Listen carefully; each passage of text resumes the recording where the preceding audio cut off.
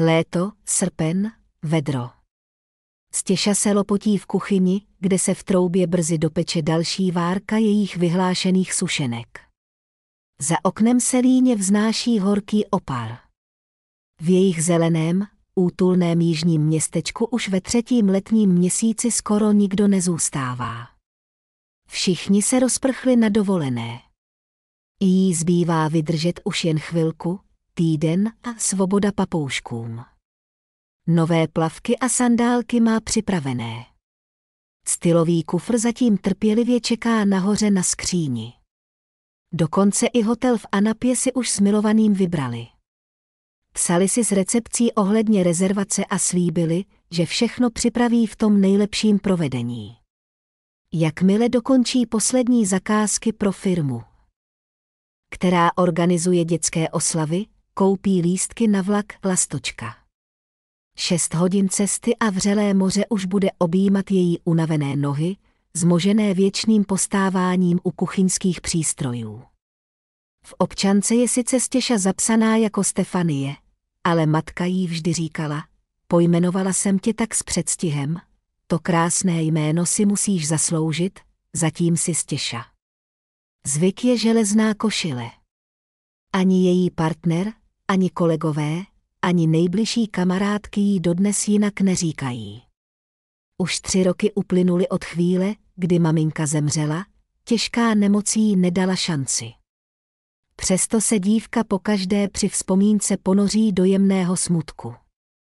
Její matka byla opravdová kráska, oči barvy chrpy.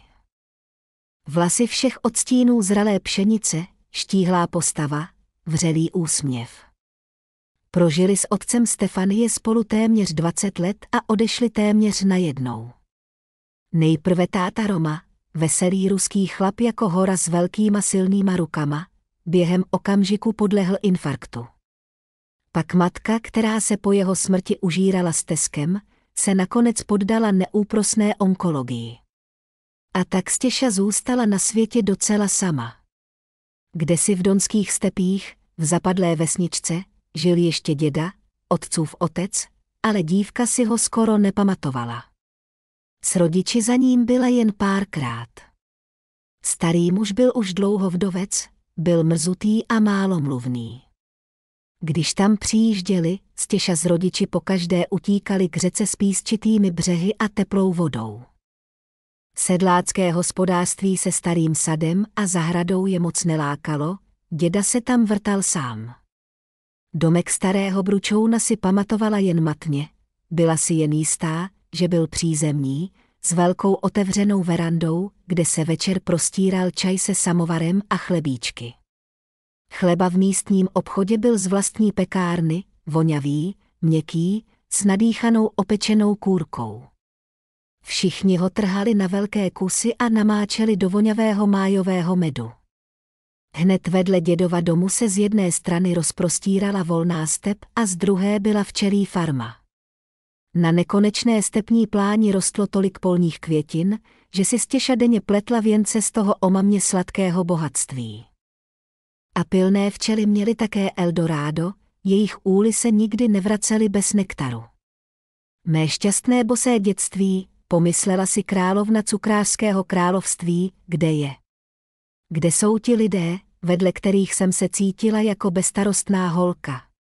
Když jí po náhlé smrti otce připadla péče o těžce nemocnou matku, bezstarostné časy v jejím životě rázem skončily. Jen v noci se občas budila s pocitem, že je ještě malá, že sama nenajde cestu tímhle velkým dospělým světem. Bída, ta je prý dobrý učitel. Kdyby tehdy nějaké zdravotnické zařízení hledalo šikovnou ošetřovatelku nebo sestru, byť bez diplomu, dívka by jim dala 100 bodů náskok. Injekce, hygiena ležícího pacienta, masáže bolestí stuhlého těla, všechno se naučila hned, nebylo zbytí. V těch vzácných chvílích klidu, když matka upadala do těžkého spánku po dávce analgetik, utíkala do kuchyně a snažila se zaplnit vnitřní prázdnotu a beznaděj novým dortíkem. Dezertíky, sušenky, bábovičky. Půvabná, drobounká kuchařka byla někdy sotva vidět za horou pánví naproti sobě. Ale to jí vůbec nebránilo vymýšlet pořád nové a nové sladkosti. Druhy korpusů, těst, krémů, polev. Sbírala útržky receptů v knihách i na internetu a hned si je upravovala po svém. Říká se, že v oboru, který je prošlapaný křížem krážem, už nelze vymyslet nové kolo. Nesmysl. Jí se to dařilo, rozvíjela, zdokonalovala, vymýšlela nové tvary a způsoby jejich realizace. Ale kdo by chtěl spolupracovat s neznámou, neproslavenou mistryní?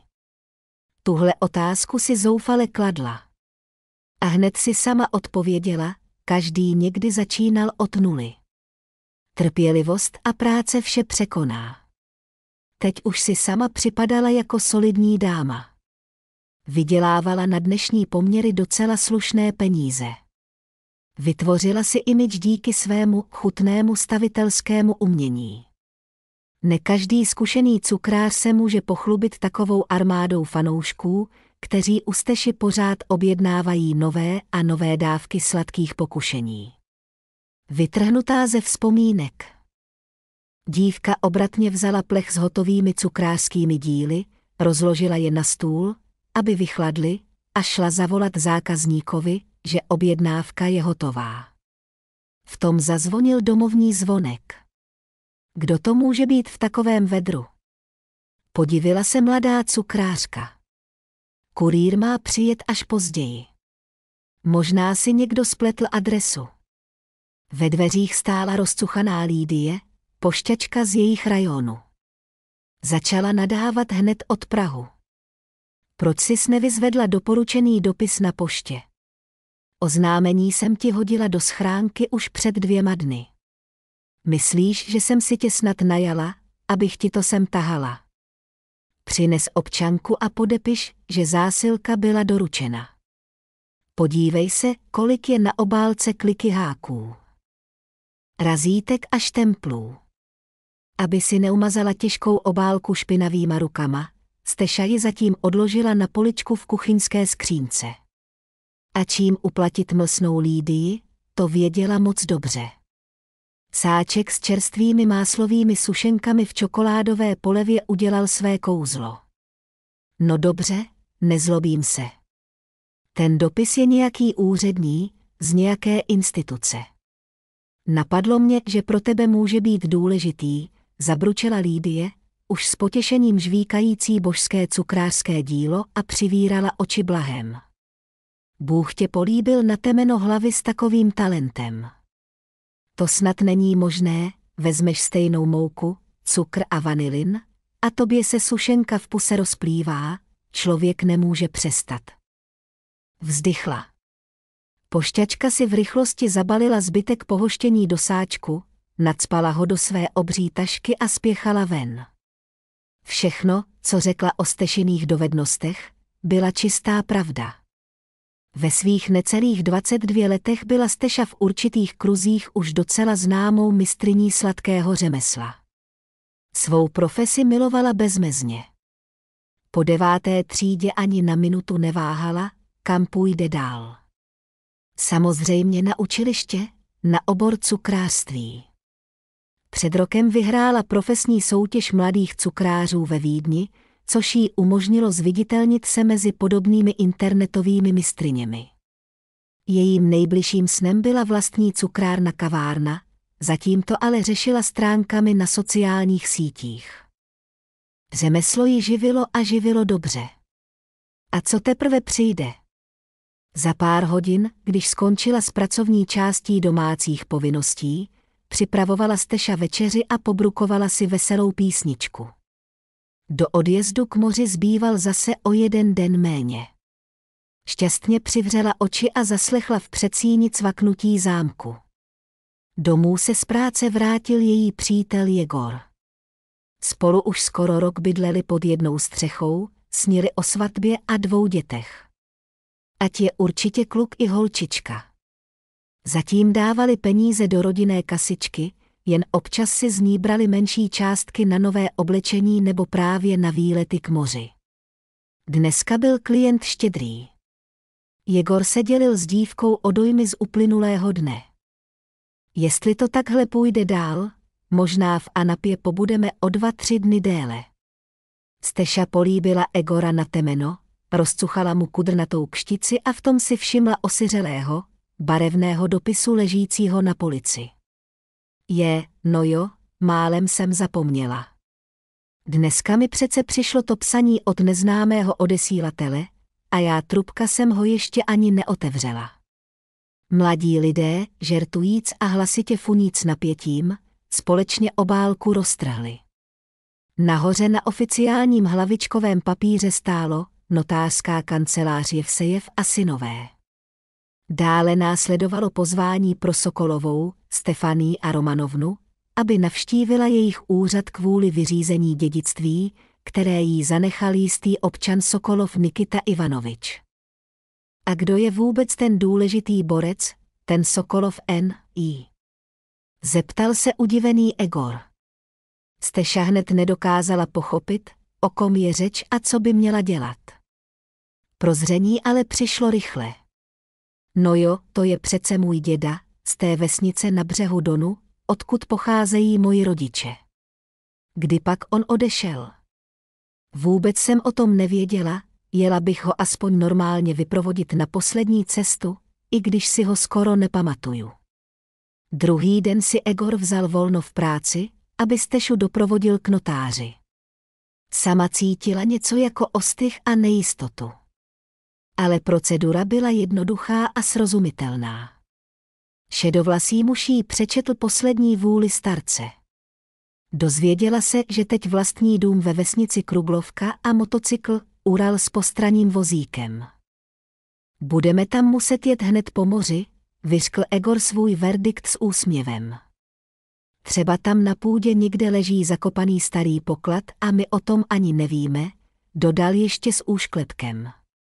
Téhož večera nemohla Stefanii doma usnout a neklidně se převalovala.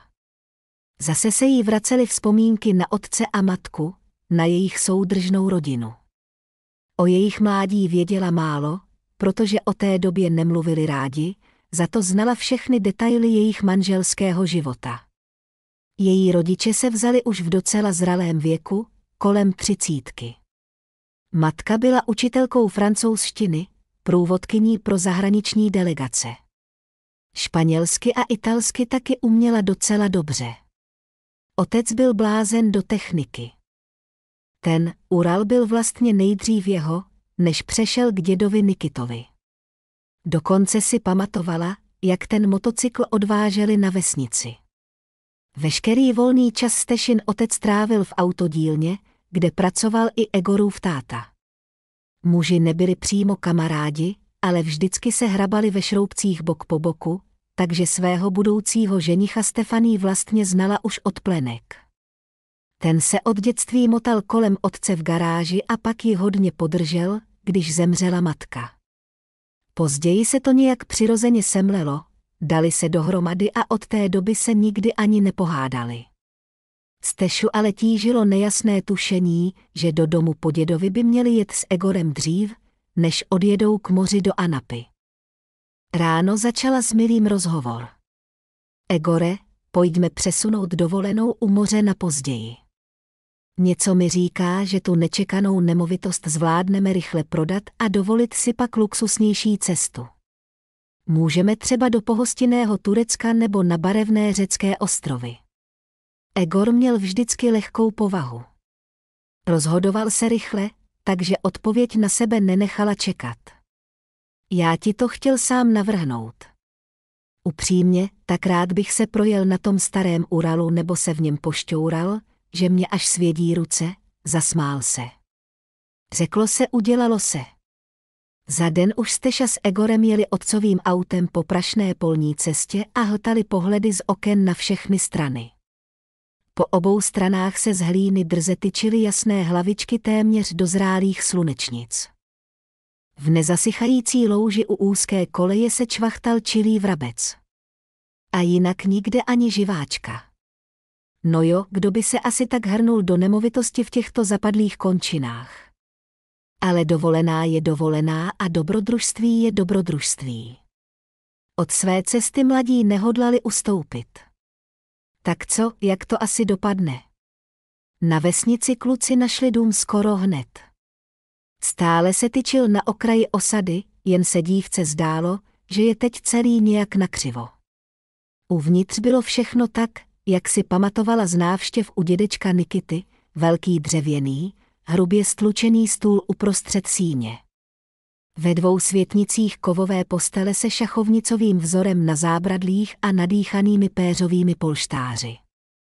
Zdálo se, že obydlí pořád uchovává vůni medu, čerstvého chleba a svazků posečené trávy, které děda sbíral pro léčebné účely. Z novinek se v rohu na nočním stolku s krajkovou záclonkou blišela, i přes vrstvu prachu, docela nová televize. Děda měl velmi rád staré sovětské komedie a hokejové zápasy. Steša si na to vzpomněla a hořce se rozplakala. Tak a je to. Teď už nemá nikoho z pokrevních příbuzných na celém bílém světě. Po převlečení po cestě se rozhodli zajít k řece. Na saunu nebyla nálada a letní sprcha na dvoře taky moc nadšení nevyvolala. Bylo potřeba ji ještě naplnit a zprovoznit, a vedro pod pálícím sluncem bylo nesnesitelné. Dlouho se cachtali v mělké vodě, plašili pestrobarevné rybičky. Pak se zahrabali do úžasně chladivého písku ve stínu stromů a dokonce si trochu zdřímeleji. Do blahodárného stínu domu se vrátili v dobré náladě. Nachystali jídlo na stůl, s chutí pojedli, život se zdál hned lepší. Všechno jim, městským lidem, tady připadalo nezvyklé, ale vždyť ani bohové nezačali hned dělat hrnce. Práce se rozhodli nechat na ráno.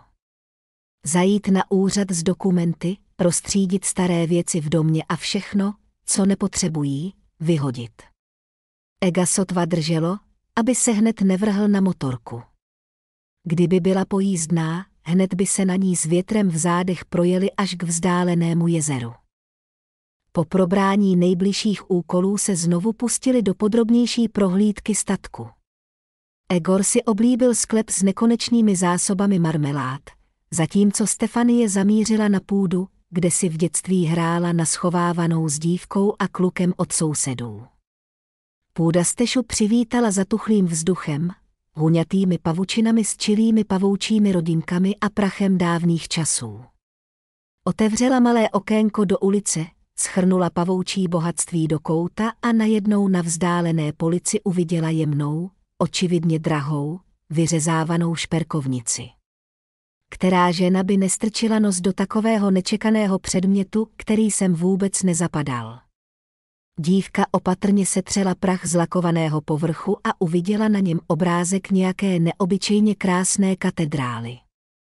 Maminka ji od dětství učila cizím jazykům, a i když Steša nikdy nedosáhla závratných výšin v tomhle umění, trochu rozuměla francouzsky, italsky i španělsky. Pod obrázkem bylo napsáno italsky Cattedrale di Santa Maria del Fiore.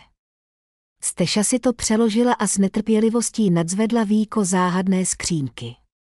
Uvnitř ležel lístek a malý klíček. Obsah maličkého, už lehce nažloutlého papírku, byl stručný: Stefanie, drahá, jestli čteš tento vzkaz, znamená to, že už nejsem mezi živými. Najdi v našem bytě vzadu na horní polici malou truhličku se zámkem. V ní je schovaný můj osobní deník. Klíč od truhličky teď držíš v rukou. Mám tě moc ráda. Moje holčičko, proto musíš něco o sobě vědět. Líbám tě, má dobrá, tvá hříšná maminka. Steša se posadila na špinavou stoličku vedle. Srdce jí bušilo. Co tak důležitého je v matčině deníku, že k němu vedla tak složitou cestu? Netrpělivost ji uvnitř pálila jako oheň, ale rozhodla se zatím Egorovi, svému věrnému společníkovi, nic neříkat. Myšlenky jí vířily hlavou. Nemá smysl hned vyklopit rodinná tajemství Egorovi a jeho blízkým. Musím nejdřív zjistit všechno sama, a pak se uvidí. Sešla z půdy a už cestou začala vymýšlet novou verzi jejich pobytu na vesnici. Nemá smysl se tu zdržovat dlouho. O příchodu kupců tohoto domku nemůže být ani řeči. Jegorovi řekla následující: naše cesta sem za dobrodružstvím byla zbytečná. Lépe by bylo, kdybychom odjeli do Anapy včas. Bez naděje je tenhle dům dobrý jen k občasným návštěvám za exotikou v přírodě. Pojďme dnes popřemýšlet, jestli si odtud něco nevezmeme domů na památku, a zítra se vrátíme zpátky. Jegor zklamaně zavrtěl hlavou. A můj sen o setkání s věčnou motorkou? Zbytečné, odpověděla Stěša. Na mě tady padá taková melancholie, že nemám sílu snášet ten negativní pocit v duši. Pojďme už balit kufry k moři, miláčku. Odmítnout Stěpaní Jegor nedokázal. Upřímně miloval svou odvážnou drobnou vílu, která dokázala táhnout na zádech celý vozík pracovních problémů. Samozřejmě si zasloužila malou přestávku od cukrářských útrap u rozpálené trouby. Moře tedy budiš. Domů je auto dovezlo jako vzácný náklad. Jegor hned utekl do práce, aby co nejdřív zařídil dovolenou. A Stěpaně si přitáhla vysokou stoličku a začala prohledávat zásoby na půdě. Čas od času vytahovala z kabelky podivnou šperkovnici, jako by si ověřovala, jestli hledá správným směrem. Skřínka se zámkem byla schovaná za obrovským vakem se starými vánočními ozdobami, které s Jegorkem nikdy nepoužili na Vánoce po odchodu jejich rodičů. Tak proto mi ten trezor nikdy nepadl do oka, pochopila Stěša a netrpělivě odemkla zámek na skřínce. Několik starých fotografií, na kterých její matka vypadala jako úplná holka. Tématem snímků byly výletní skupiny s průvodcem, v jehož roli vystupovala právě její matka. Tady je s nějakými lidmi na statku Kružilinsky na festivalu Šolochovské jaro. A tady na vykopávkách starověkého města Tanais. Na třetí fotografii je matka s nějakým vážným mužem před nádherným měšťanským domem na hlavní ulici jejich města. Kolekci zakončovala fotka v hlavním městě donských kozáků Staré Čerkaské. Matka a ten samý muž tam stáli objatí uprostřed pole s kvetoucí luční trávou. V dálce byl vidět nějaký pravoslavný chrám s kupolemi a zvonicí. Pod fotografiemi ležel obyčejný školní sešit na 24 listů, popsaný velkým kulatým rukopisem. Stěša otevřela první stránku a začala číst. Na obálce stálo Deník mých pochybností, 27. května, stanice Vjošinská. Nikdy jsem si nepsala deník, natož osobní, ale teď jsem na 2týdenní pracovní cestě a nemám se komu svěřit. Moje kolegyně, průvodkyně pro Itali, onemocněla. Byla jsem naléhavě povolána jako náhrada. Teď musím doprovázet skupinu Slunečná Itálie na zájezdu po naší oblasti. Bohatí návštěvníci chtěli vidět rodnou zemi autora románu Tichý Don. V milánském divadle během hostování ruského souboru hráli inscenaci na motivy tohoto románu. Udělala na Itali nesmazatelný dojem. Teď se chtějí podívat na reálné dekorace, které Šolochova inspirovaly k tomuto literárnímu dílu. Vzala jsem pero do ruky, protože mezi turisty je jeden muž, který mi brání klidně pracovat. Vysoký, krásný, černovlasý, sportovní postava a pronikavý pohled tmavých očí. Na pohled kolem 40. Bezchybně oblečený podle poslední módy. Však já se v detailech stylového odívání moc nevyznám. Když mluvím k publiku o zajímavostech další místní památky, on mě doslova spaluje pohledem plným nepokrytého chtíče. Z toho upřeného pohledu mám husí kůži a zadrhávám se v půlce věty. A on se jen posměšně usmívá a odvrací zrak. Co dělat? Ten člověk mě přivádí k šílenství.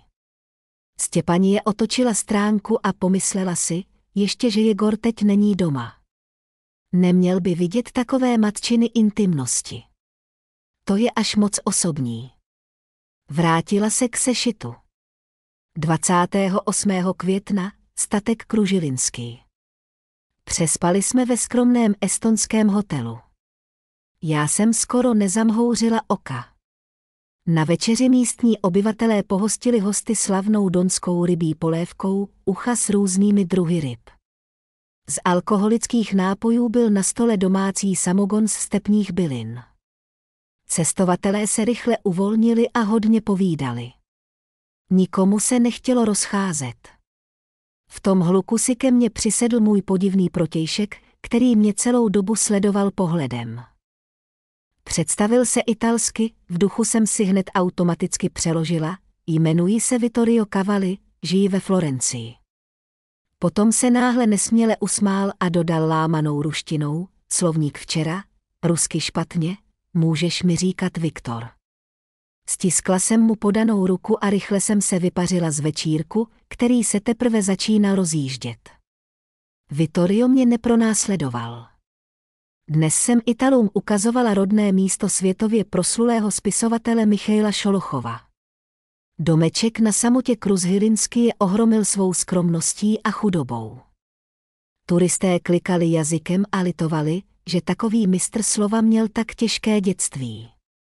Namítla jsem jim, že bez těch těžkostí by se z něj nestal velký spisovatel. Trochu jsme se pohádali o životě u nás a u nich. Řekla jsem, že bych svou vlast za nic nevyměnila, a Vittorio mi souhlasně položil chladné prsty na ruku. Přes celé tělo mi projel mráz. 29. května. Rostov na Donu. Po uspěchané snídani, zase v pohostinné jídelně stanice Věšenskaja, se náš mikrobus vydal směrem k oblastnímu centru. Hurá! Dnes budu spát doma a ve své vlastní koupelně smiju to kouzlo Vittoriovi přitažlivosti. Celou cestu seděl muž naproti mě, ale už na mě nehleděl nestydatými pohledy. Byl ponořený do svých, očividně neúplně veselých myšlenek. Před hotelem mi cizinec řekl, zítra spolu. Tanois. 30. května. Muzeum rezervace Tanois. Samota Nedvigovka. Dnes byli moji svěřenci laskaví a vzrušení. Takové emoce tenhle areál pod širým nebem v hostech často nečekaně vyvolává. Vittorio měl světle modré džíny a košili v šedomodré kostce. Tenhle outfit ho dělal ještě neodolatelnějším. Položila jsem si upřímnou otázku, náhodou ses, holčičko, nezamilovala do toho cizího kavaleristy. Odpověděla jsem si, ano, a šťastně jsem se zasmála. Proč bych se nemohla nadchnout klientem? Přestalo mě to děsit. Na srdci bylo lehko a opojně dobře. Procházeli jsme se starověkým antickým městem s bohatou historií. Obdivovali jsme zavřené expozice v budově muzea. Pečlivě jsme si prohlíželi vykopávky na nalezišti. Nálada všech během oběda v další autentické jídelně byla veselá. Italové tam něco žvatlali o národním parku Abruzzo a o kráse flóry v kasentinských lesích Toskánska. Poslouchala jsem je jen napůl a jsem tam pronesla, skvělé, úžasné, bravo. Vittorio se do společného hovoru nezapojoval, ale na zpáteční cestě si rychle sedl v autobuse vedle mě. Cesta proběhla v tichu, mnoho turistů klimbalo, unavených zážitky a čerstvým vzduchem. Ani my s Vittoriem jsme neřekli ani slovo. Škoda, že do jejich odjezdu domů už nezbývalo moc času, a teď jsem už sama dychtivě čekala na jeho pozornost. 31. května, okružní prohlídka Rostova na Donu. Dnes jsem celý den přemýšlela o rozmarech osudu. Důvodem byl náhodně zaslechnutý rozhovor Vittoria s jedním z turistů. Oba muži mluvili o ženách, dětech. Objekt mé zamilovanosti měl 2 syny a jeho spolubesedník dceru. Italové litovali, že jejich děti jsou malé, a proto jejich manželky s nimi nemohly odjet na tuhle cestu. poznat trochu divokou, ale tak záhadnou a duševní zemi, jakou je Rusko. No, tak konec mým snům o zahraničním krasavci, znělo mi v uších. Ženatí muži, byť nejkrásnější na světě, jsou pro mě v rámci vztahů tabu. V programu byla procházka po ulici Velká Sadová s jejím souhvězdím starých kupeckých domů, 2 barevnými divadly. Parky, náměstími a památníky. Vittoriovi jsem se všemožně vyhýbala a snažila jsem se držet co nejdál. K večeru to už nevydržel a vypustil následující hatmatilku, Signorina, urazila se Vittorio špatně. Hned jsem ho uklidnila, že všechno je v pořádku, a pak se nabídl, že mě doprovodí domů. Neměla jsem sílu mu odmítnout. Ještě dlouho jsme se procházeli po Puškinově bulváru, jedli zmrzlinu v letní kavárně v Gorkého parku a bez přestání si povídali. Vittorio se svěřil, že je dědicem vážného biznisu v Itálii, vlastní několik poboček ve městech po celé zemi a všechny vzkvétají. Synové chodí do nižších tříd internátní školy. Manželka je malířka a věnuje se městským krajinám. Odtrhnout její nekonečně tvořivou povahu od malířského stojanu bývá obtížné. Vztah v rodině spíš připomíná smlouvu, jakousi dohodu. Každý se chová slušně a kvalitně hraje svou roli citového partnera. Tady v Rusku Vittorio potkal mě a najednou si ve svých 42 uvědomil, že city k ženě, dívce, vyvolené mohou být i jiné, něžné, vřelé, prohřáté touhou dávat se bezvýhradně, naplno, vášnivě, bez jakéhokoliv kalkulu. Tála jsem z jeho slov, vysvětlení, vyznání. I v mé duši vřely vášně, které jsem dosud nepoznala. Otevřeně jsem mu přiznala, že pocházím z malé zapadlé vesničky na okraji oblasti. Odkud se mládež hned po 8 třídách snaží utéct. 10letka je 10 kilometrů daleko. Pěšky je to daleko, doprava denně vázne a školní autobus jezdí nepravidelně. Byla jsem zoufalá premiantka, nejdřív jsem vystudovala pedagogickou školu v okresním centru, pak oborový institut ve městě. Specializace, cizí jazyky. Nejprve jsem učila francouzštinu ve škole, pak jsem přešla do turistického centra, kde byly platy výrazně lepší.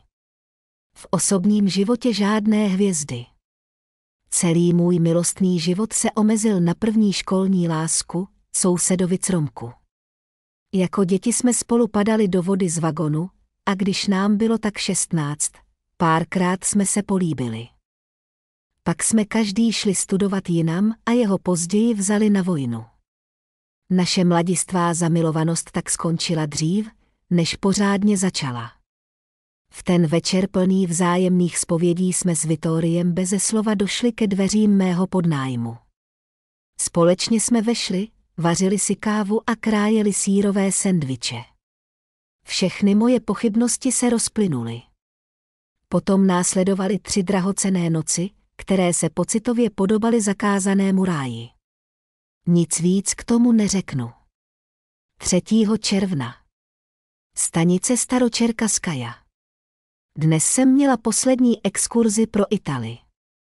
Zítra má Vittorio let do Moskvy a pak do Rimini. Tam má jednu z poboček. Dovolená končí. Je třeba vrátit se k biznisovým záležitostem. Na autopilota jsem turistům vyprávěla o historii donských kozáků. Vodila jsem je po muzeu a 2 místních pravoslavných klášterech.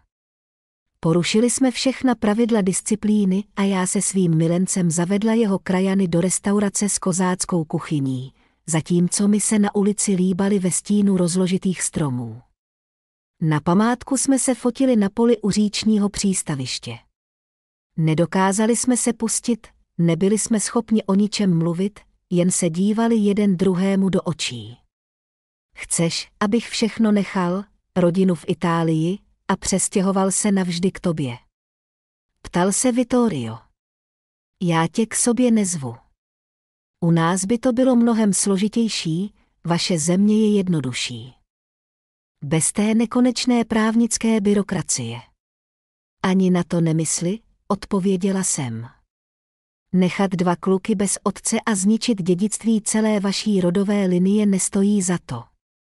My jsme měli naše 3 dny. Budu na ně vzpomínat celý život. Dlouhé loučení, přebytečné slzy. Na letiště jsem Vittoria nedoprovázela. Na dvoře hotelu mi ve spěchu strčil do rukou balíček. Doma jsem rozbalila dárek. Byla to překrásná šperkovnice a v ní jemný stříbrný přívěšek na řetízku s vyobrazením stejné florentské katedrály, jaká byla i na víčku krabičky. Už se nikdy v životě neuvidíme. To byla moje podmínka.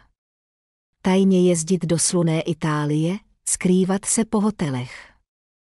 Abych pokračovala v romantických schůzkách, to není moje krédo. Bolelo to. Ale musela jsem to překonat.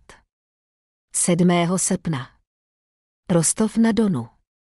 Teď už nemůže být pochyb. Budu mít dítě.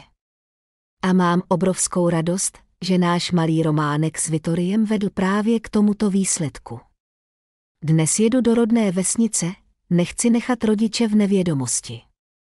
Znám je dobře, jsou úžasní a jsem si jistá, že tahle novina je jen potěší. Stefanie se vyrušila při zvuku otevírajících se dveří v předsíni. Jegoruško, jsi to ty? Zeptala se dívka a rychle schovala sešit zpět do šuplíku. Já tady jen uklízím nahoře na skříni, rozhodla jsem se sundat naše kufry. Jak ten čas utekl, zatímco jsem četla mámin deník, pomyslela si Stěša. Musí si zítra určitě dočíst pár posledních stránek. Ačkoliv ty novinky ji tak ohromily, že už teď celá hoří nedočkavostí, chce všechno zjistit co nejdřív. Stěša odháněla domněnky, dělala, že si v matčiných zápiscích nevšimla žádných narážek. Ale v hlavě se jí točilo jen jedno. Táta Roma není můj biologický otec. Někde na světě žije jiný muž, který ani netuší, že existuji. Mám bratry? Zvědavost a palčivá touha zjistit celou pravdu ji pálily víc než rozžhavené železo. Chtěla co nejdřív zůstat sama u počítače a detailně pátrat po stopách neznámého Vittoria Cavalliho ve Florencii. Mučila ji otázka, zda se má Egorovi svěřit, nebo zatím nechat vše v tajnosti. Její snoubenec jí byl vždy věrným a pozorným přítelem. Řeknu mu to po večeři, ať si odpočine po náročném pracovním dni, rozhodla se. Která žena by vydržela dlouho mlčet, když ji zevnitř doslova trhají protichůdné myšlenky. Stěša mu všechno řekla rovnou během večeře a Egorova reakce ji nemálo překvapila. Znala ho tolik let, nikdy by ho nepodezírala ani v nejmenším z vypočítavosti, takže jeho odpověď nebyla určitě žádná hra. Stěžko, to je přece úžasné. Máš na tomhle světě ještě další příbuzné z vlastní krve. Není to nádherné? Kolik máme v kasičce našetřeno na horší časy? Vytáhneme hotovost a jedeme do Itálie hledat tvého otce. Po večeři spolu už dočetli závěr deníku Stěšiny matky. Všechna její podezření se potvrdila. 21. srpna. Vesnice Kruglovka. Moje důvěrné zpovědi do deníku už nejsou potřeba. Jak jsem očekávala, moji rodiče přijali zprávu o budoucím vnoučeti s nadšením. Jen moji staříci nějak zeslábli. Vyčerpávající práce na rodné půdě člověku nevždy dává sílu a vitalitu. Častěji spíš v mládí bere zdraví. Nečekané bylo i naše setkání s Romkou v rodné vesnici. Myslela jsem, že po armádě žije někde ve městě, ale on se vrátil do vesnice podpořit otce po smrti matky. Pomáhali jsme spolu v zahradě a na poli, abychom ulehčili našim starým rolníkům. Večer jsme chroupali šťavnatá jablka, krájeli sladké melouny a povídali o všem možném. Samozřejmě jsem Romanovi řekla, že jsem těhotná a kdo je otcem mého dítěte. A on ani na vteřinu nezaváhal, řekl, vezmi si mě. Počkám, jak dlouho budeš chtít. Už od 8. třídy jsem do tebe po uši zamilovaný. Myslel jsem, že odloučení mi pomůže zbavit se té bolesti po tobě. Ale kde pak? Jakmile jsem tě tady znovu uviděl, bylo to, jako by ty roky ani neexistovaly. Tvoje dítě je moje dítě a jiného otce mu nedovolím mít. Tady se matčin deník přerušil. Stefanie tiše plakala, když vzpomínala na dobrosrdečného otce, který ji tak pečlivě a s láskou vychoval. Úplně stejně jako její matka. Světlo vaší památce, tatínku a maminko. Nikdy nezapomenu na vše, co jste pro mě udělali. A co si vlastně pamatuješ ze svého dalekého dětství? Zeptal se Jegor Steši. Takové opravdové pocity dospělé slečny jsem začala mít asi v 5 letech, už ve městě. Na pár měsíců po narození na venkově si nevzpomínala vůbec. Bylo tam ale spousta šťastných chvil s rodiči. Silvestr se stromečkem, dárky a mandarinkami. Naše cesty k moři. Mámina práce průvodkyně, někdy mě brávala s sebou na výlety po kraji. Tatínkovi železní kamarádi, které neustále opravoval všem známým. A ještě náš chlupatý šedý kocour, který byl také opravdovým členem naší soudržné rodiny. Ze smutných vzpomínek si vybavila odchod rodičů maminky.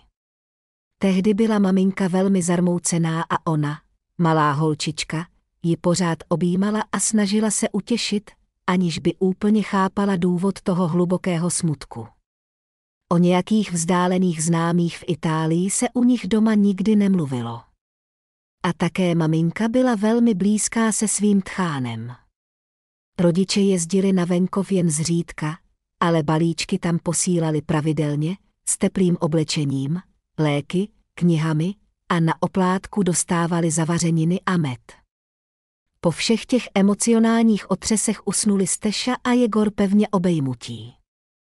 Zítra si najdou nějaký levný zájezd do Itálie. Nutně s návštěvou Florencie, začnou řešit schengenské vízum, prohledají zákoutí internetu kvůli informacím o Stefaníně otci. Zítra. Všechno zítra. V té době probíhaly ve florenském paláci rodiny Kovalevových velké přípravy na oslavu jubilea pána domu. Vittorio nesnášel všechny ty slavnostní ceremonie, raději by na narozeniny odletěl někam na tropické ostrovy, ale jeho manželka byla neoblomná. Postavení zavazuje. Milovala, když mohla zazářit svou bezchybnou francouzštinou. Ty ses snad zbláznil. Na našem večírku se sejde celá smetánka italské společnosti. Tvoji synové už běhají sem a tam, aby všechno bylo dokonalé, a ty si klidný a lhostejný jako hroznýš. Vittorio. Sedící znuděně na letní verandě, s ní souhlasil. 65 let bez pompéznosti a okázalosti prostě nešlo. Jen aby to všechno už skončilo, zatím se nejspíš pod nějakou záminkou vytratí. Pojede dopisy podívat se, jak pokračují práce na interiérech jeho nové sladké restaurace. Tam nahoře by se této zprávě možná usmála všudy přítomná nebeská kancelář, která lidem přiděluje osudy. V tom, že Vittorio a jeho dcera Stefanie byli oba nekonečně nadšení pro cukrářské umění, nebyla žádná ironie osudu. Byla v tom krev. Otec i dědeček Vittoria byli také slavnými mistry v tomto oboru. Možná v tom hrálo roli i přísloví, jablko nepadá daleko od stromu.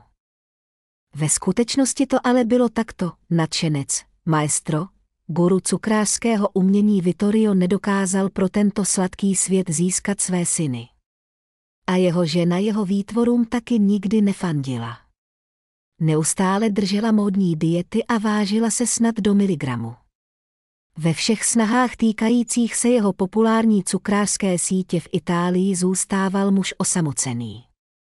Až zmizí i celé dílo jeho života.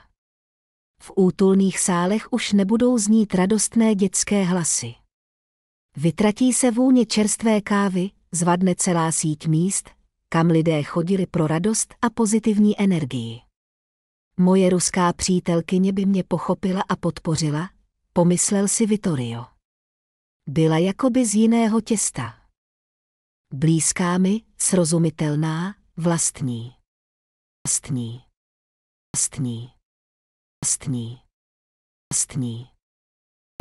Každý milostný příběh muže a ženy má vždy dvě interpretace. Co si o tom myslí on a jak to všechno vnímá ona. Ženská verze toho dávného románu našla odraz v deníku Zamilované slečny. Mužská varianta, v co nejupřímnějším provedení, se právě teď rojila v myšlenkách Vittoria. Ta cesta do Ruska, navíc ještě na jeho jih, byla pro věčně zaneprázdněného biznismena naprosto náhodná. Jednoho dne, podobného všem ostatním, věčně spojeného s nekonečnými starostmi, mu zavolal starý kamarád a postěžoval si, že si koupil zájezd do neobvyklých koutů té rozporuplné země, ale odjet nemůže. Pomoz mi, Vittorio, ty přece tak miluješ exotiku. Nemůžeš přece do nekonečna ohřívat kosti na měkkém písku v Indonésii a na Bali nebo si užívat kouzla Seychelských ostrovů. Rusko je kout planety, který jsme skoro vůbec nepoznali. A nakonec, podívej se, čím se tamní dezerty liší od italských cukrářských skvostů. Jaro je čas nových objevů. Každá zahraniční cesta skutečně dávala Vittoriovi prostor pro cukrářskou fantazii. Místo suvenýrů si domů obvykle vozil zajímavé nápady na rozšíření sortimentu dortů a zákusků. Proto po krátkém přemýšlení rozhodl, proč ne. Rusko, tak Rusko. Kozácké stanice to je už opravdu něco výjimečného. V mé turistické sbírce takový zážitek ještě není. O geografii, klimatu, přírodě a památkách této části evropského kontinentu věděl zoufale málo. Ani trochu nevěřil pověrám, že po ruských městech a vesnicích pobíhají medvědi, ani že tamní lidé jsou nevzdělaní divoši. Vzdělaný, všestranně rozvinutý Vittorio si své první dojmy o ruském světě vytvořil při baletu Velkého divadla Labutí jezero v Miláně. Hudba Čajkovského zněla ve zdech laskali kouzelně a tanečníci na jevišti fascinovali svými dokonalými pas a grácií. Ani jména jako Puškin a Dostojevský, Lomonosov a Mendělejev, Gagarin a komunistický spisovatel Šolochov, v jehož rodném kraji se měl ocitnout, pro něj nebyla žádná bílá místa. Po překonání všech letů, kdy obdivoval celkem logicky uspořádané a technicky vyspělé vzdušné terminály, si letmo prohlédl Moskvu během okružní exkurze a skupina italských turistů dorazila do jižní metropole, Rostova na Donu. A právě tam Vittoria čekalo asi největší překvapení jeho života, průvodkyně, přidělená jejich skupině na celé období pobytu. Ztratil řeč, když ji uviděl, jak spěchá k jejich autobusu. Její dobré ráno mu znělo jako stříbrný cinkot zvonečku.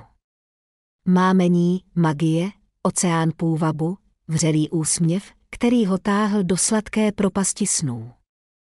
On, už docela zralý muž, se zamiloval na první pohled do toho ruského zázraku s hřívou světlých vlasů a očima modrými jako nebe. Jak s ní promluvit, jak se představit? Musím si okamžitě koupit jakýkoliv italsko-ruský slovník, ale kde tu mají knihkupectví? O bože! Vždyť ona vypadá jako moje babička Stefania.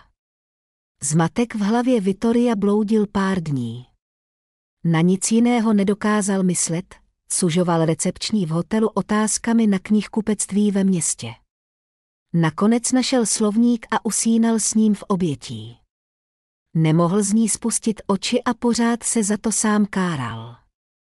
Matně si pamatoval, kam jezdili přes den a co tam viděli.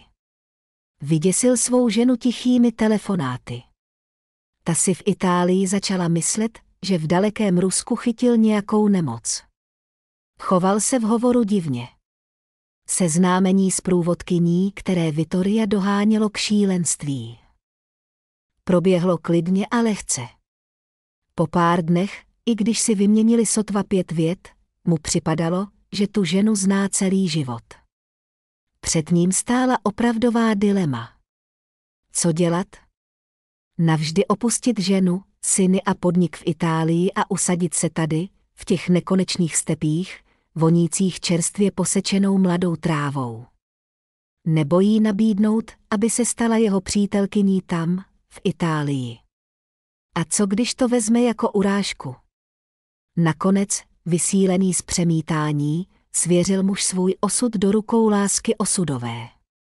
Žádná žena na světě, a především jeho oficiální manželka, která se stala jeho společnicí v manželství z rozumu, v něm nikdy nevzbudila tolik emocí. Ať po mně hodí kamenem ten, kdo je bez viny, vzpomněl si Vittorio na evangelium. Jsem po svém připoutaný k rodině, k synům, ale i je bych položil na oltář této lásky. Muž se ale bál zbytečně. Nádherná žena odpověděla na jeho city bez strachu, bez pochyb a bez výčitek. Hned mu dala najevo, že nikdy nezničí jeho rodinu a nebude stavět jejich štěstí na neštěstí jiné ženy. Byla k němu až do konce upřímná a čestná. Darovala mu několik dní tak krásného souznění, že jeho srdce se současně trhalo od bezmezně hřejivých pocitů a bolelo z myšlenek na blížící se rozloučení. Na všechny své cesty si Vittorio bral dar od babičky Stefanie k jeho plnoletí. Tehdy do té vyřezávané šperkovnice schovala šek na pořádnou sumu, která mu umožnila rozjet vlastní podnikání na základě dědečkova dědictví. Šperkovnice mu vždy přinášela štěstí, přitahovala přízeň vrtkavého osudu a hřála jeho duši v momentech pochybností a menších pádů. Vittorio sešel do vestibulu hotelu Inturist, kde lákal hosty malý klenotnický salon, a k vlastnímu úžasu uviděl ve vitríně jemný přívěsek s vyobrazením katedrály Santa Maria del Fiore. Taková shoda obrazu na víku šperkovnice a na přívěsku ho ohromila. Považoval to za dobré znamení a upustil od nápadu koupit milované ženě něco drahého ze zlata na památku. Vybral k přívěsku stříbrný řetízek a byl sám se sebou velmi spokojený. Škoda jen, že se nikdy nedozví, že jeho jediný dar pro ženu svého srdce spolkne nenasytné Černé moře. Matka jeho dcery Stefanie bude tento přívěsek nosit bez sundání, dokud se během jedné z cest k moři zrádný řetízek nerozepne na jejím krku a nepropustí pro ní tak významný šperk ke dnu slaného moře. Několik dní bude bez sebe žalem, a pak se vrátí domů a napíše vzkaz pro dceru. Schová ho na půdě domu s tichou nadějí, že ho jednou po jejím odchodu na onen svět zvědavá Steša najde.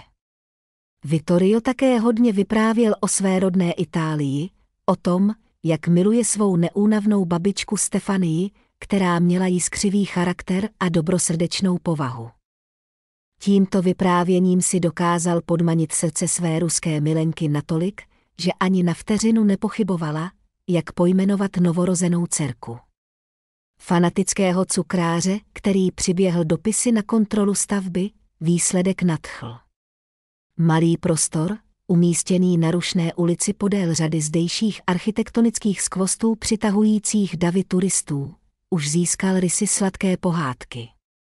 Zbývalo jen rozumně rozmístit po obvodu vitríny lednice, rozestavit stolky a elegantní měkká křesla, a bylo možné začít přivážet produkty.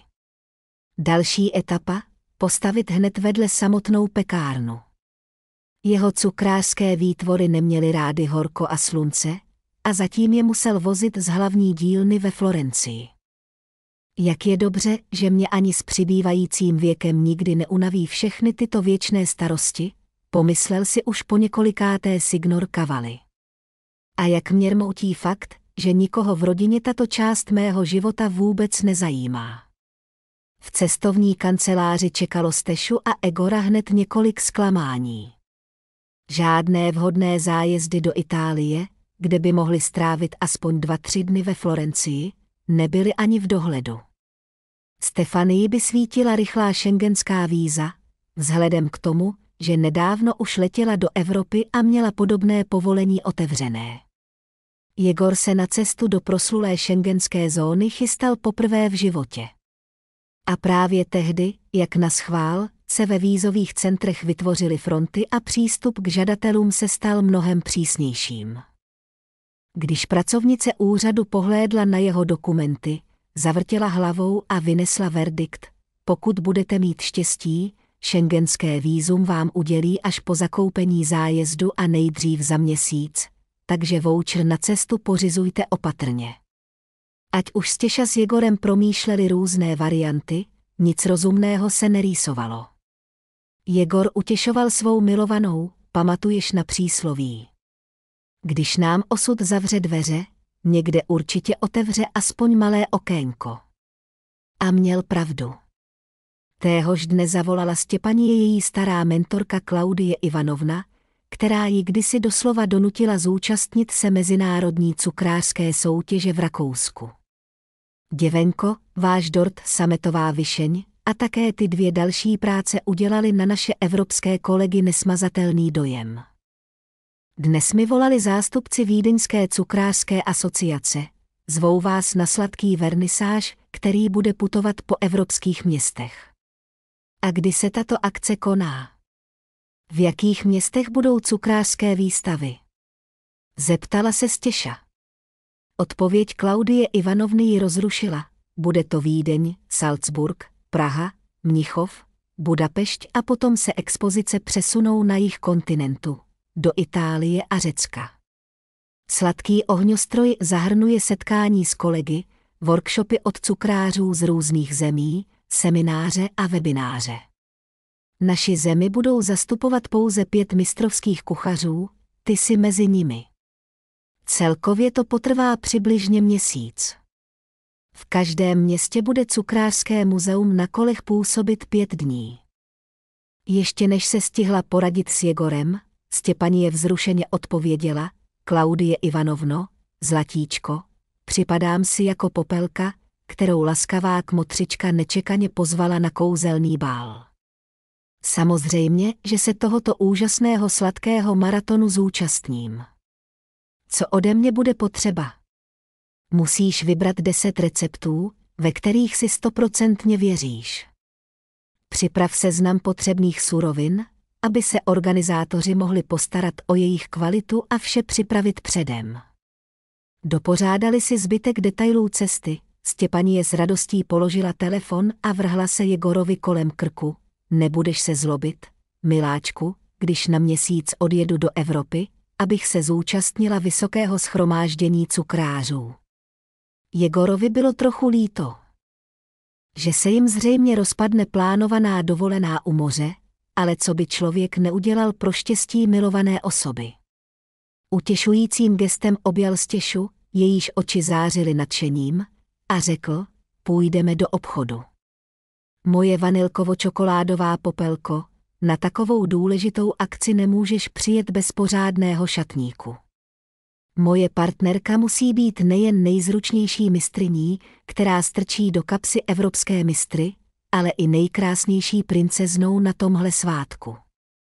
Popravdě řečeno, Stěša byla naprosto lhostejná ke všem druhům nakupování, pokud se netýkalo ingrediencí na sladké dobroty. Proto byla v módním obchodě s dámským oblečením zpočátku úplně ztracená. Ale vyvést Jegora z míry nějakou nerozhodností bylo nemožné.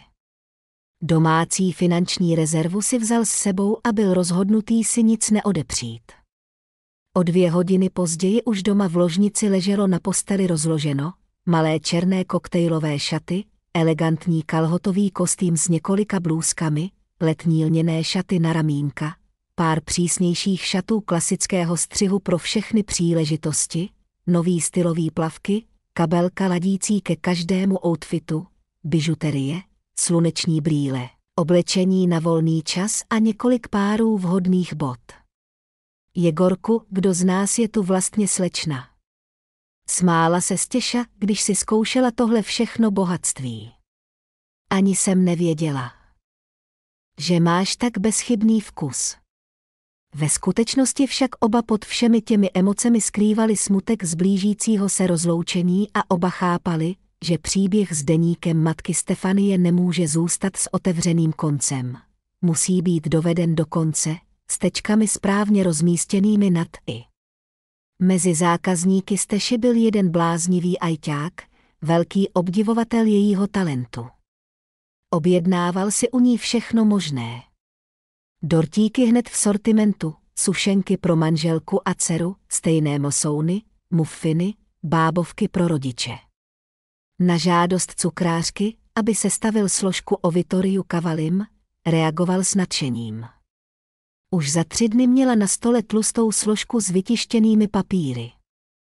Z jejího obsahu se Stefanie dozvěděla, že Ital měl brzy slavit 65. narozeniny.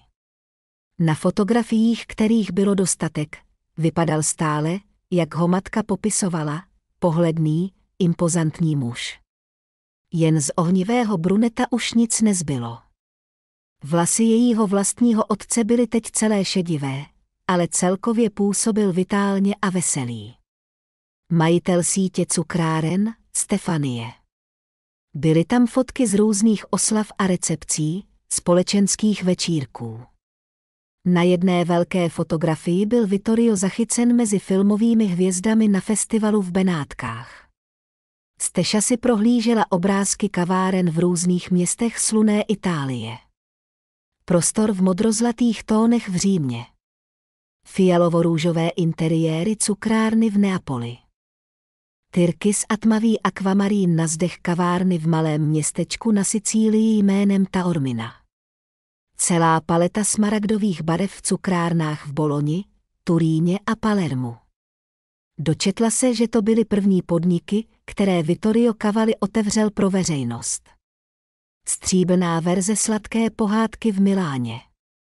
Na všech fotografiích byla cítit neobyčejná láska Signora k profesi a k jeho sladkým pobočkám. Jak zvláštní, pomyslela si Stefanie. Vnímám jeho úspěchy jako své vlastní. Jsem na něj pyšná, jako bych se sama aktivně účastnila všech těch nápadů a stála vedle něj. Možná je to tak správně, když cítíš volání krve, vidíš v někom svého člověka. Nezávidíš, ale raduješ se z jeho úspěchů. Jeho zákonná manželka Lucia byla bezpodmínečně krásná. Výrazná, zrzavá, zelenoká, štíhlá, stylová. Ve své profesi malířky ale nedosáhla nijak zvláštních výšin. Ve složce byly i barevné výtisky jejich obrazů.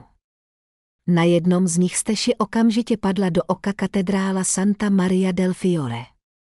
Tento legendární svatostánek jakoby záměrně pronásledoval rodinný příběh, naznačoval kostlivce, kteří byli ukrytí ve skříni. Synové italského páru už byli dospělí muži. Starší Bruno měl 35 let. Podle provedeného šetření pracoval jako právník v Miláně. Byl ženatý a otcem 2 roztomilých holčiček, 10 a 7 let.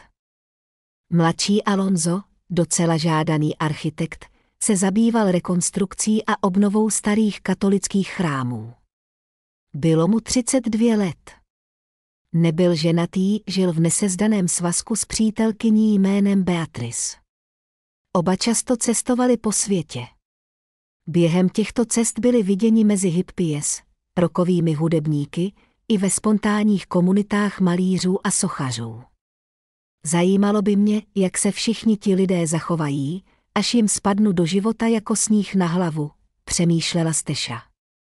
Italové jsou horkokrevný národ.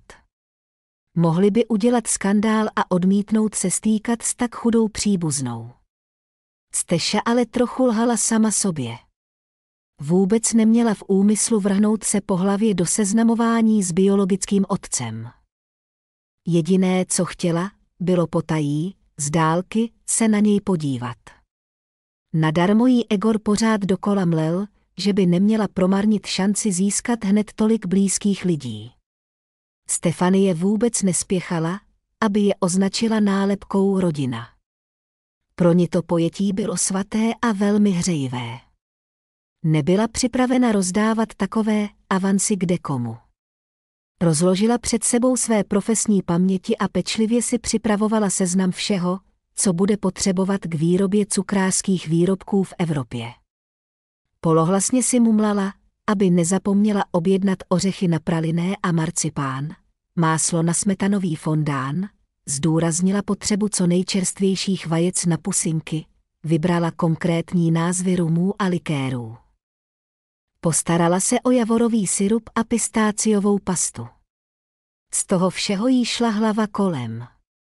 Neustále se bála, že na něco důležitého zapomene. Kouzlo cukrářských mistrovských děl Stefanie spočívalo v tom, že tvořila z těch nejjednodušších surovin. Nespoléhala na nedostatkové a delikatesní přísady. Vše v její kuchyni našlo uplatnění, všechno v jejich rukách doslova hořelo a měnilo se v nadýchané a lahodné chutě.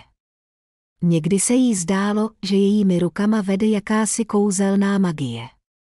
Jinak si nedokázala vysvětlit, jak z obyčejné pece mohly vznikat tak exkluzivní věci. A teď měla vzácnou, báječnou příležitost použít ingredience, které v Rusku nebyly k dostání na každém rohu.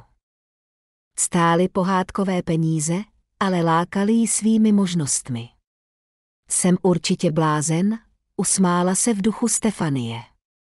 Jiná by na mém místě snila o tom, kolik toho uvidí v Evropě, jak se projde ulicemi slavných měst a vesnic, jak se zastaví v značkových buticích, a mně se místo toho pořád míhají před očima mandlové lupínky a vanilkové lusky.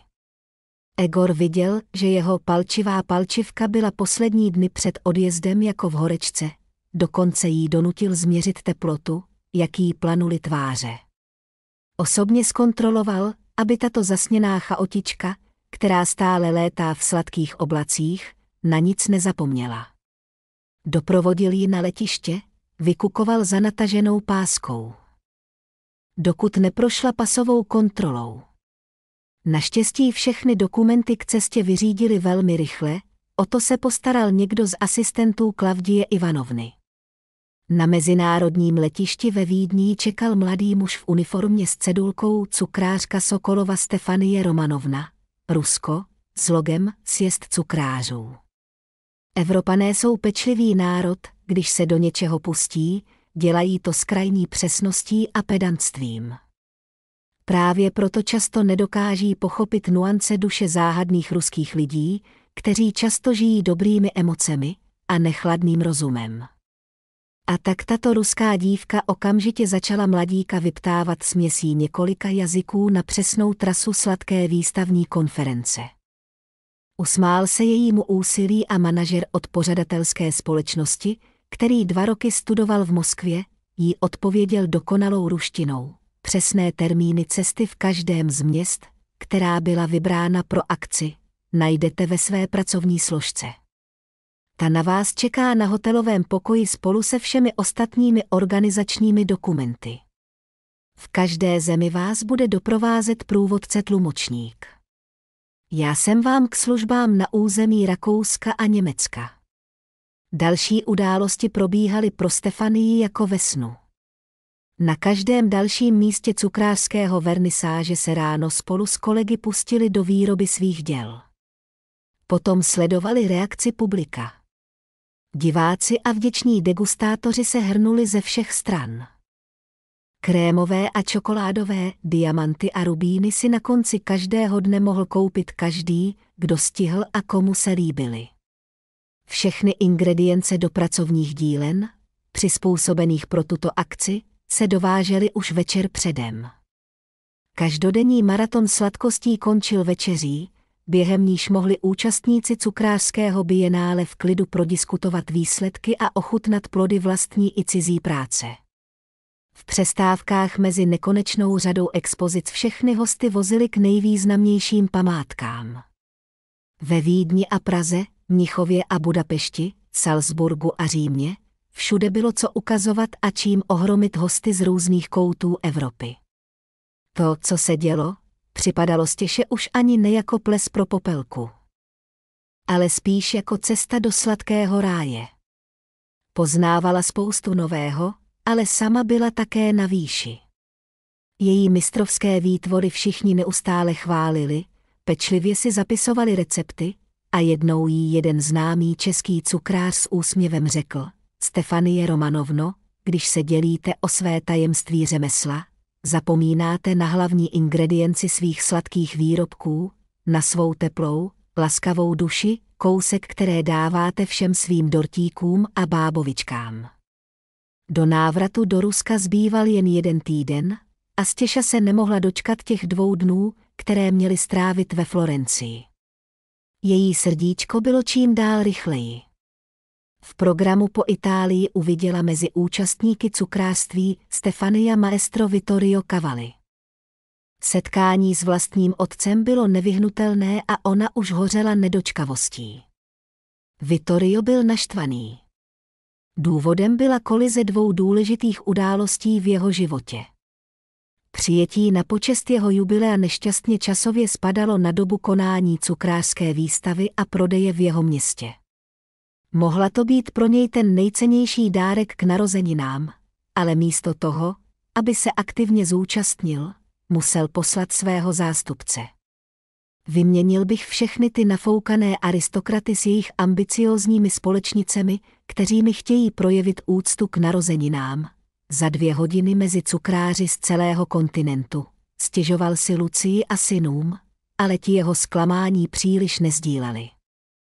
Podnikavý Bruno, aby otce trochu rozveselil, mu slíbil, že na cukrářský veletrh pošle šikovného odborníka, který koupí ty nejlepší autorské sladké kousky na oslavu.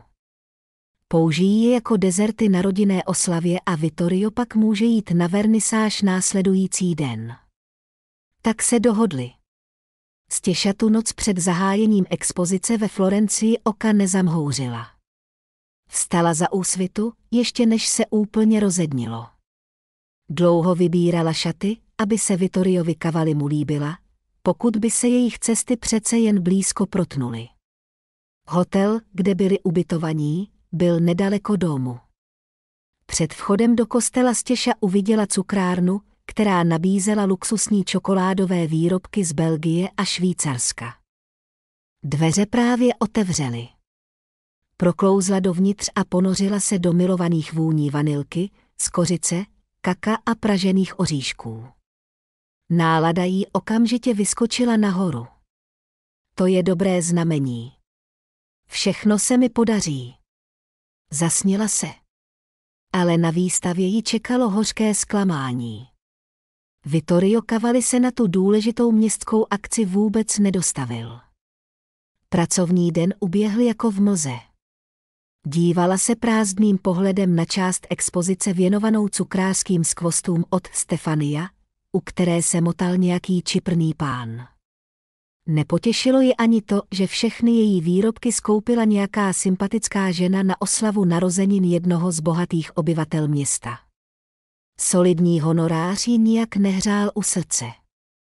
Byla jí zima a chtělo se jí plakat. Sama pro sebe už rozhodla, že nepůjde hledat palác Cavalli ve městě, i když přesně znala jeho adresu. Není to osud. Vzdávám to, nebudu otce dál hledat, pomyslela si. Téhož večera Egor poslouchal její zmatené vyprávění, proložené proudem slz. Nemohl tam nepřijít, pro něj je to důležité. A když se to takhle stalo, znamená to, že sama nebeská kancelář mi nechce pomoct. A zase její milovaný našel ta správná slova a dokázal ji uklidnit. Má milá, moje dobrá, zatímco si byla pryč, koupil jsem ten malý prstýnek, který se ti tolik líbil v našem klenotnictví. Nemám sílu čekat až na tvůj příjezd. Proto ti to říkám po telefonu. Už nečekejme a vezměme se. Budeme mít děti, já budu tvá rodina a tvá opora. Nepotřebujeme nikoho jiného, jen my dva. A abychom uchovali památku na lásku tvé maminky, vyděláme peníze a opravíme dům na venkově, kde si našla ten lístek. Budeme tam jezdit s dětmi, dům se znovu naplní štěstím. Vysílená z emocí a Stefanie po tomto hovoru usnula. Za 3 dny už bude v Rostově na Donu, kde ji netrpělivě čeká Jegor, ten nejbližší člověk v jejím životě. Ráno se Stešin nálada a plány náhle změnily. Neodjede odtud bez malého démarše. Napíše také lístek Vittoriovi Kovalimu a nechá ho v jeho cukrárně v tomhle městě.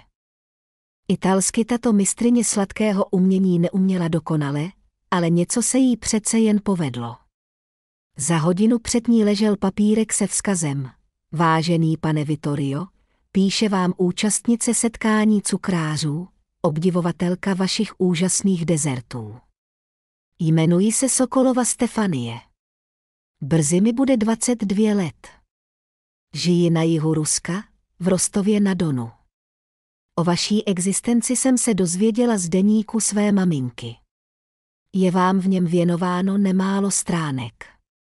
Moje maminka už není mezi námi, ale stopu ve svém životě jste jí zanechal navždy. Chci vám vrátit předmět, o kterém jsem si jistá, že je pro vás velmi drahý. Stefanie. Dívka se rychle oblékla a spěchala do cukrárny Kovali, kde chtěla nechat svůj dopis majiteli podniku. Mezitím se Vittorio vzpamatovával po včerejší hlučné oslavě svých narozenin. Na snídani po noční hostině vůbec neměl chuť a rozhodl se konečně ochutnat dezerty, které koupil jeho syn Bruno na cukrářském veletrhu. Na elegantní krabičce z dortíky stálo autor a zhotovitel Sokolova Stefanie. Rusko? No tohle, pomyslel si maestro, i v dalekém Rusku existuje signorina nebo signora se jménem po mé babičce a po mých cukrárnách. Výrobky byly ohromující, lehké, neobvyklé, originální, vůbec neotřelé, s jasnou dávkou fantazie. Ta žena měla bezpochyby velký talent v našem oboru.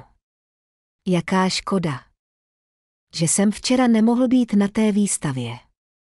Měl bych zjistit, zda se účastníci už nerozjeli a zda se mi nepodaří tu mistrovou poznat osobně. Vittorio, Kovali a Steša se znovu minuli. K jeho velké lítosti se dozvěděl, že práce cukrářského fóra v jejich městě už skončila. Díval se, jak čilí pracovníci rozebírají v sále prázdné regály a vitríny. Ona mezitím obdivovala interiér jeho florenské cukrárny, laděné v královském stylu, v červené, bílé, černé a zlaté. Majitel kavárny na místě nebyl, a tak předala šperkovnici ochotnému prodavači, který slíbil, že ji panu šéfovi předá hned, jak se vrátí. Vittorio se na prahu své chlouby objevil o hodinu později. Už pořádně rozladěný z neúspěchu. A zaměstnanec, kterému Stefanie svěřila úkol, si vzpomněl až na podruhé, když předal šéfovi onu vytouženou šperkovnici. Autobus s účastníky cukrářského setkání už mezitím mířil na florentské letiště Ameriga Vespuciho Peretola, které fungovalo bezchybně. Let do hlavního města Řecka proběhl přesně podle plánu. Když Vittorio uviděl šperkovnici a přečetl si vzkaz, ztratil řeč. Země se mu propadla pod nohama, v hlavě mu vířily jen útržky vzpomínek, zaplavovaly ho emoce. Ani na vteřinu nezapochyboval, že tady, ve Florencii, v jeho milovaném městě, byla jeho dcera. Bylo příliš mnoho schod. Jméno Stefanie. Rodný kraj, Jižní Rusko, na který nikdy nezapomněl. Profese, cukrářka, a to tak nadaná. Motala se mu hlava.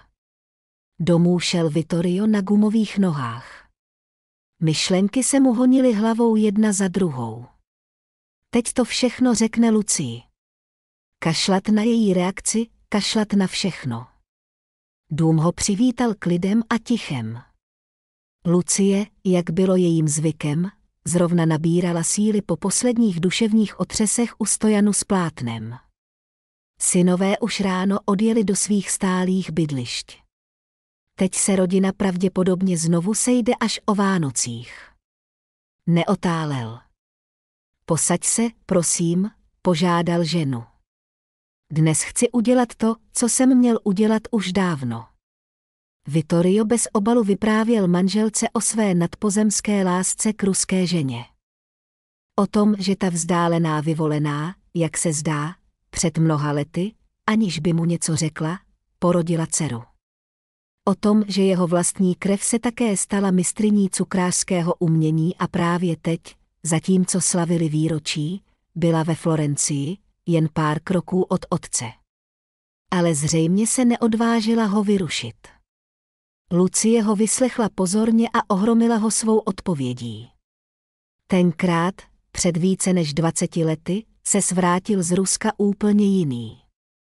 Okamžitě jsem vnitřně cítila, že jde o jinou ženu, o to, že jsi poprvé a doopravdy zamilovaný, že jsi plný pochybností a připraven kdykoliv odejít a navždy opustit náš dům. Utřela si ruce umazané od barev hadříkem a objala rozechvělého manžela. V tom, že ses tehdy ocitl v centru milostného příběhu, je i velká část mé viny. Vždycky jsem tě podceňovala, byla jsem pohlcená svými uměleckými experimenty, trávila spoustu času na bohémských večírcích. A synové dlouhé měsíce žili v uzavřené vzdělávací instituci. Ty si zůstával pořád sám, se všemi svými myšlenkami, sny a trápeními. Ale zachoval ses čestně a ušlechtile, neopustil si mě, Bruna a Alonsa, snažil ses k nám promlouvat, ale naše srdce byla pro tebe prázdná a lhostejná. Lucie nalila do 2 sklenek víno a jednu z nich podala Vittoriovi. Muž hltavě přiložil rty ke sklu, toužil aspoň trochu uhasit oheň, který v něm zuřil. Zvedl oči k manželce a ta pokračovala. Podle informací, které se ti podařilo zjistit, je tvoje dcera Stefania teď v Aténách a je plně zaměstnaná svou profesí.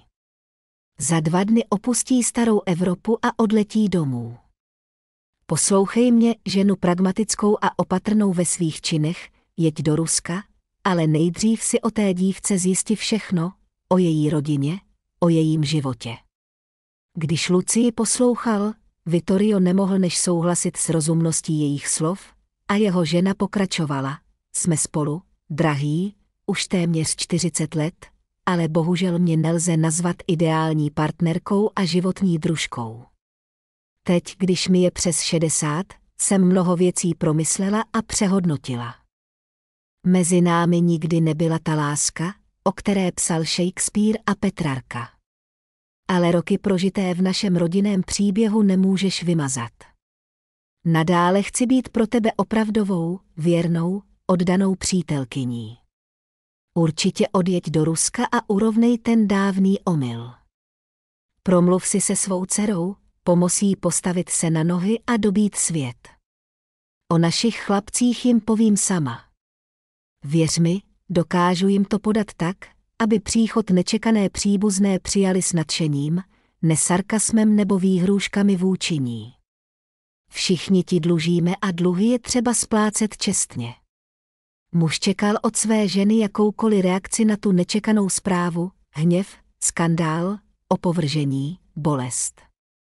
To, jak se zachovala Lucie, ho naprosto ohromilo. Žil s touto ženou téměř 40 let a ukázalo se, že ji vůbec neznal. Jaké štěstí, že v nevyhnutelném období stáří vedle sebe bude mít právě takového člověka. Jaké naše roky. Ještě můžeme mnohé dohnat, ruku v ruce.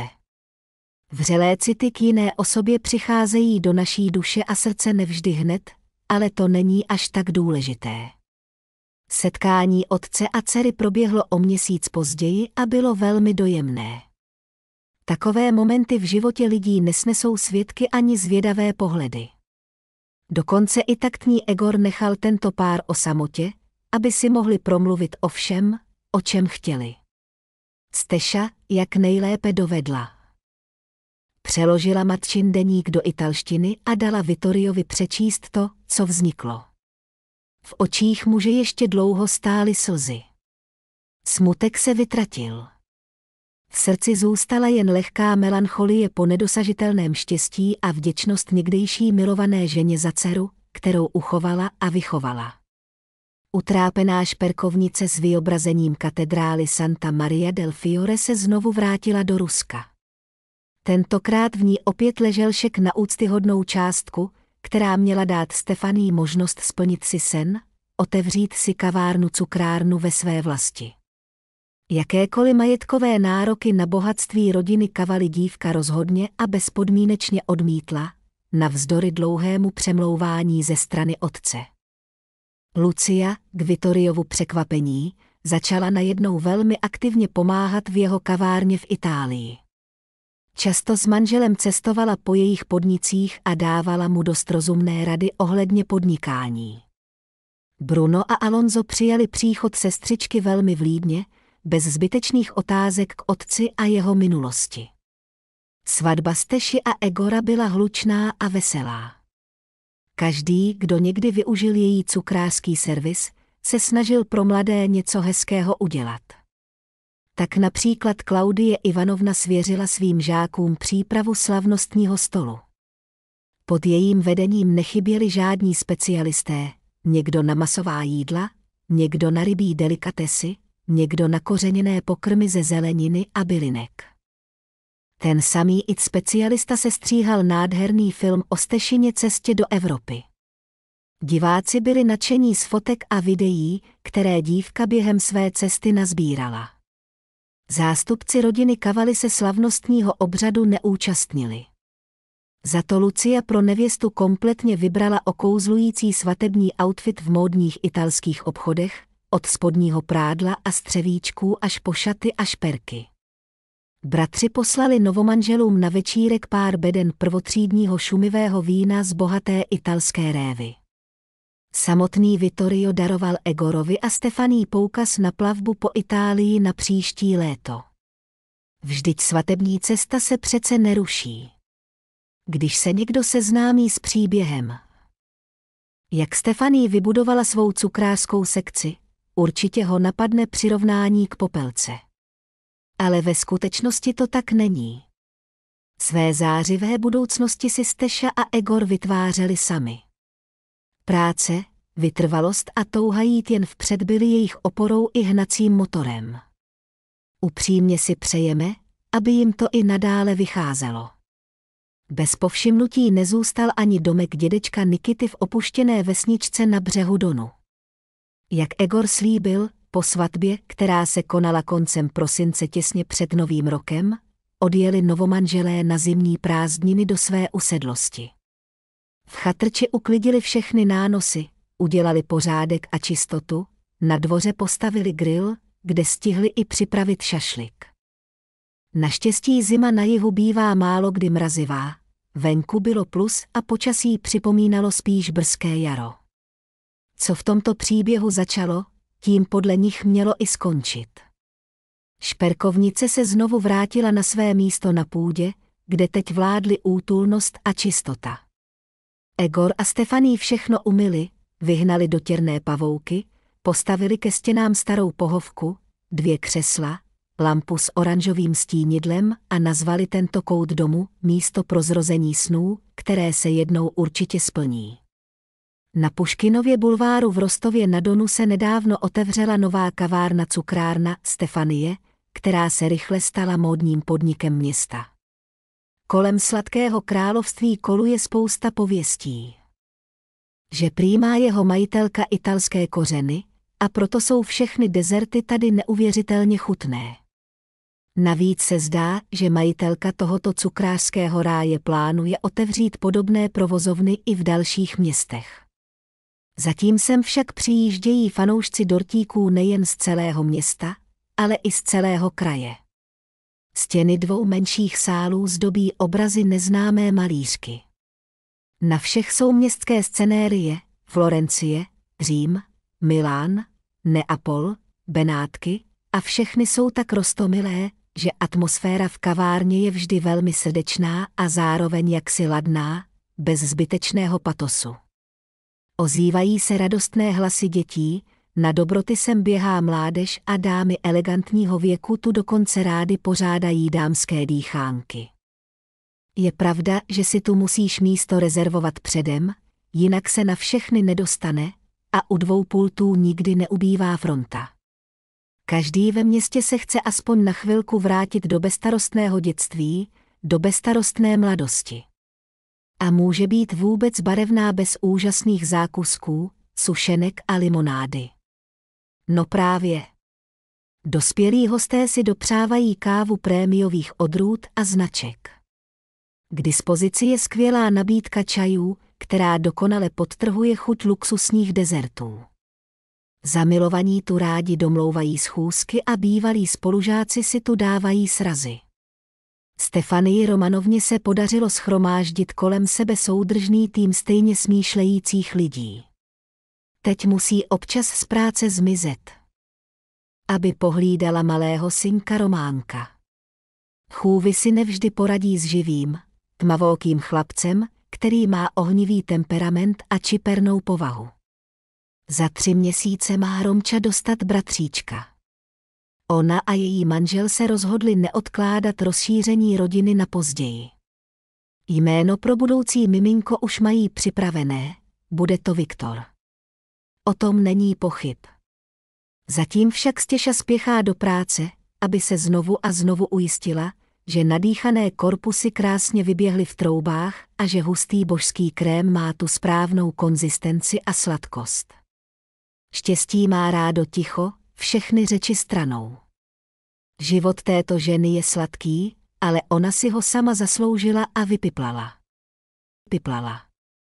Piplala. Piplala. Piplala. Piplala.